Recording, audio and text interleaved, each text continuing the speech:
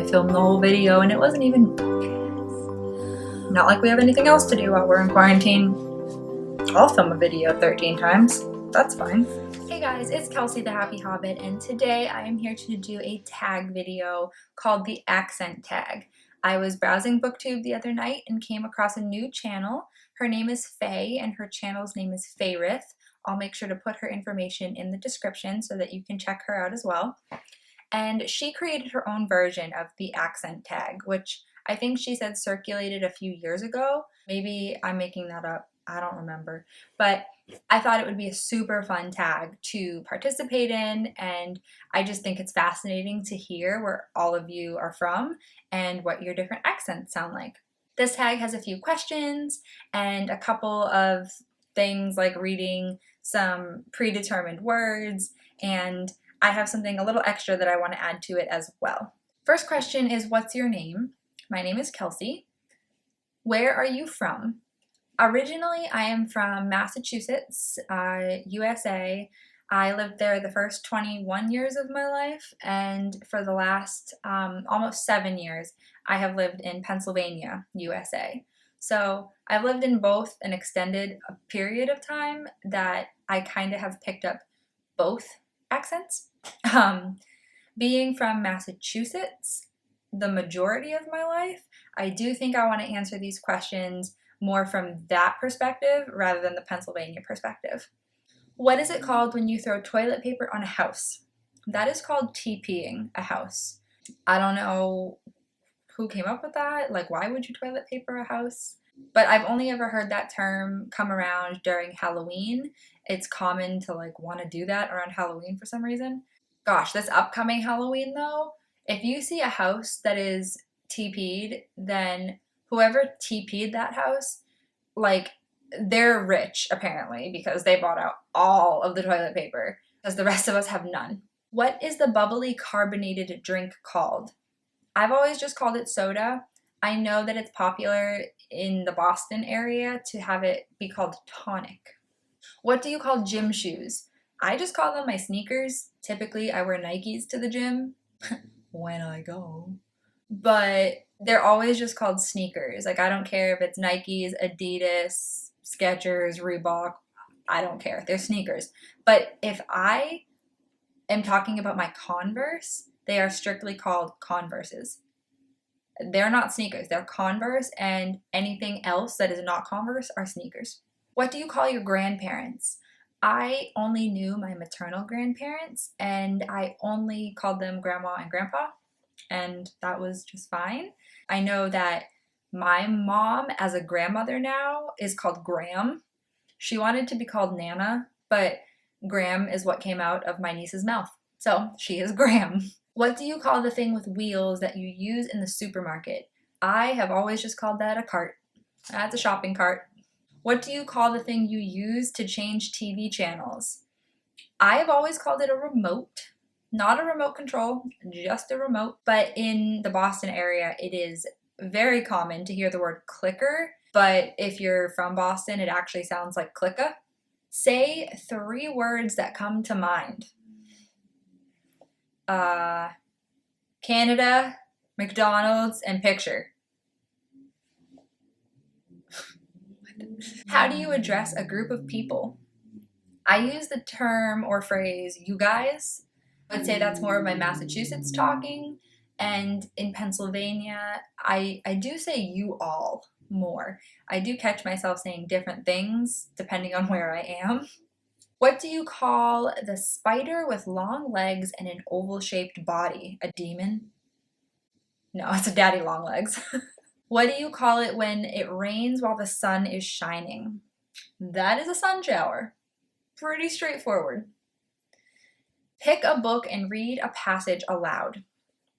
I picked up Poison Study by Maria V. Snyder, and I was just going to read the first paragraph from this. Locked in darkness that surrounded me like a coffin, I had nothing to distract me from my memories. Vivid recollections waited to ambush me whenever my mind wandered.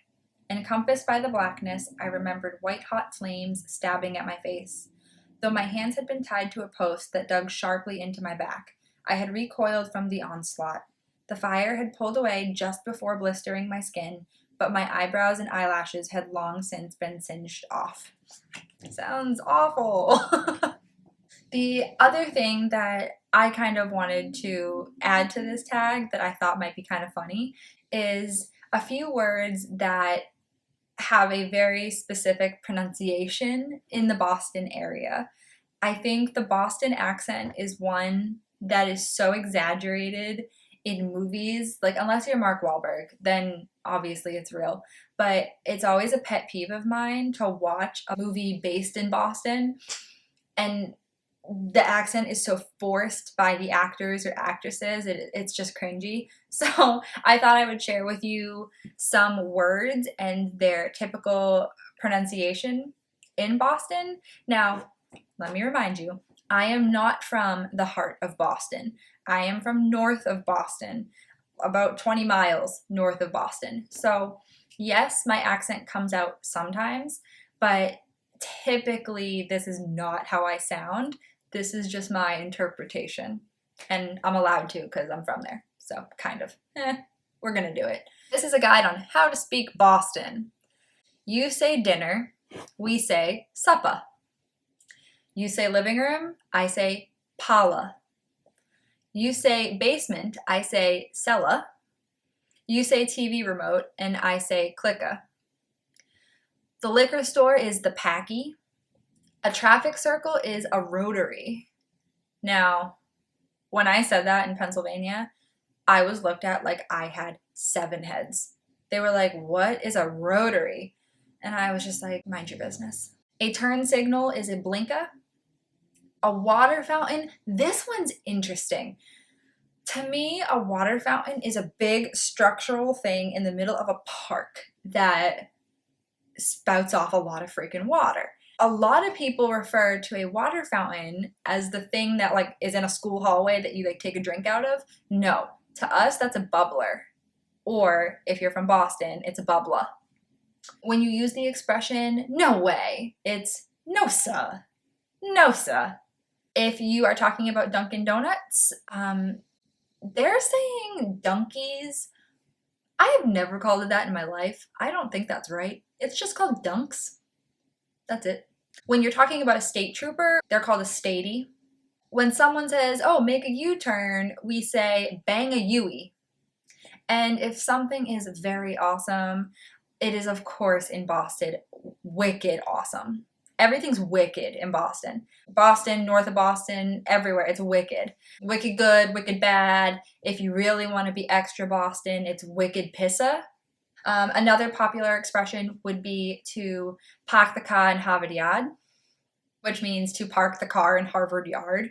But I will tell you that I don't even think Harvard Yard is a place where a car can access, therefore no car would be parking in Harvard Yard or Harvard Yard. Like I said, I am not from the heart of Boston, so those were just my quick interpretations of those words. Those are words that I grew up hearing and understanding what they meant. So, and the last part of this tag is for me to read some predetermined words, and those words are aunt, roof, root, wash, oil, theater, iron, salmon, caramel, fire, water, sure, data, ruin, crayon, New Orleans, pecan, both, again, probably, spitting image, Alabama, lawyer, coupon, mayonnaise, syrup, pajamas, caught, naturally, aluminum, and envelope. So, did I sound different from you? I don't know. I think most of the time I just sound American, to be honest. I thought maybe including some of that Boston talk could be a fun thing for this tag. And it's something that is very near and dear to me since I don't live in Massachusetts anymore. That is it for me. I hope you enjoyed this tag. Thank you to Faye for kind of reimagining this tag and providing it to us. I will put her information somewhere so that you guys can go visit her. She is new to BookTube, so I do think that you should go and spread some BookTube love her way because everybody here is so nice and she deserves it, so go do it. Let me know what you think. I want to hear your accents, please and thank you. I hope you have a wicked awesome day. This happy hobbit will catch you later. Bye!